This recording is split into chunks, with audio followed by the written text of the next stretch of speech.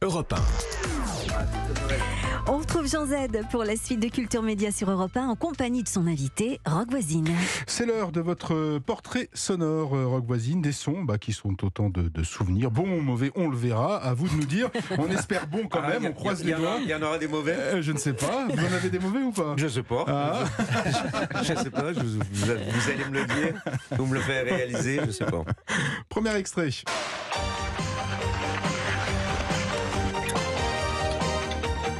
Danny Cross. Danny Ross. Ouais. Ah, pardon, mon accent est un peu plus franchouillard.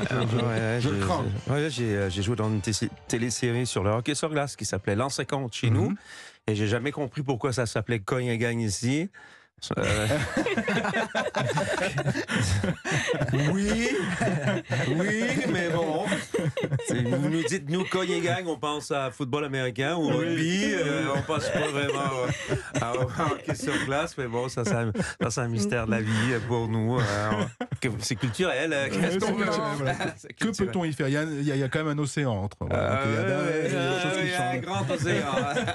Parfois. Ça vous plairait de jouer à nouveau? Ouais, je vais vous répondre ce que je réponds depuis 30 ans. Beaucoup de monde me parle de jouer dans des films et puis sauf les producteurs et les réalisateurs de films. Donc je n'en fais pas. J'en ai pas fait pendant 30 ans, 35 ans, j'en ai pas fait. J'ai joué dans cette télésérie au tout début, c'était même avant que je chante. Quand je dis j'avais une carrière un peu, je faisais un peu de tout. J'avais mon émission de télé, on m'a invité dans cette télésérie et voilà, c'était assez facile à jouer parce que j'étais un joueur de hockey sur glace, donc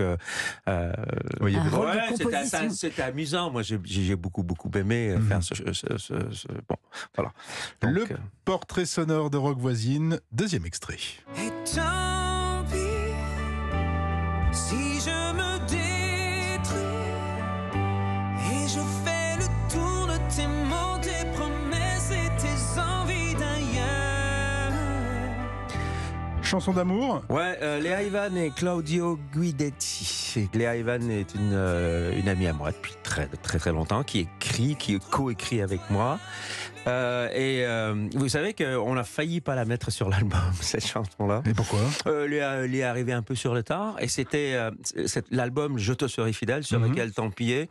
C'est à la base un projet où je peux dire ça, j'en avais un peu marre de jouer mes chansons toujours de la même façon, donc je me suis fait un peu violence, et on a choisi une quinzaine de titres qu'on a complètement refait. C'est-à-dire que, exemple, la chanson Hélène est devenue un rock'n'roll, etc. Il y en a une quinzaine. Et après, bien entendu, la compagnie de disques a dit ouais, mais il faudrait quand même avoir quelques chansons originales. Et là est arrivé Tant pis. Et je me dis ouais, mais je suis pas certain et tout. Et puis finalement on va la mettre parce que c'est une jolie chanson. Elle est tout d'un coup, boum. Mais ça arrive souvent. Tant mieux. Oui, tant mieux. Mais ça arrive souvent. Les histoires, les gros tubes ont souvent des histoires un peu comme ça, genre on a failli pas la mettre ou je la détestais. Oui, elle était en phase B. Elle était en phase B. Elle était en phase B.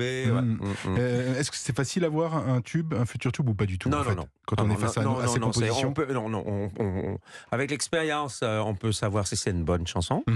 On peut savoir si c'est une chanson qui va plaire ou à qui les gens vont s'identifier. Par exemple, on fait une chanson comme ça, on se dit tranche d'âge, il y a tout un marketing derrière ça.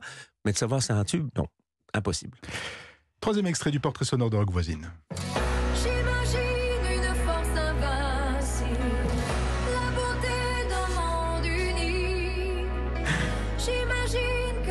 Allez sur europe1.fr pour aller voir le visage de Rock Voisine qui est stupéfait devant cette chanson J'imagine par Annie Villeneuve 2010 lors de la cérémonie d'ouverture des JO de Vancouver. Voilà.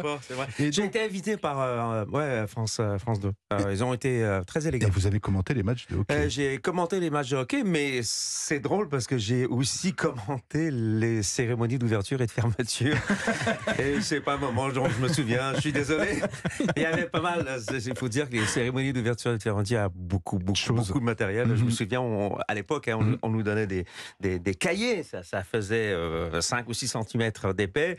Et puis avec des textes, et puis des références et tout. Et puis j'ai été une super expérience avec toute l'équipe de France Télé qui m'ont invité à faire ça. Et puis j'ai eu la chance de voir le Canada gagner la coupe, la médaille d'or au hockey sur glace, l'équipe des hommes, mais aussi l'équipe des femmes. Donc très belle expérience, j'adore. Vous auriez pu avoir une carrière de hockeyeur professionnel? Je sais pas si j'ai été assez bon pour ça.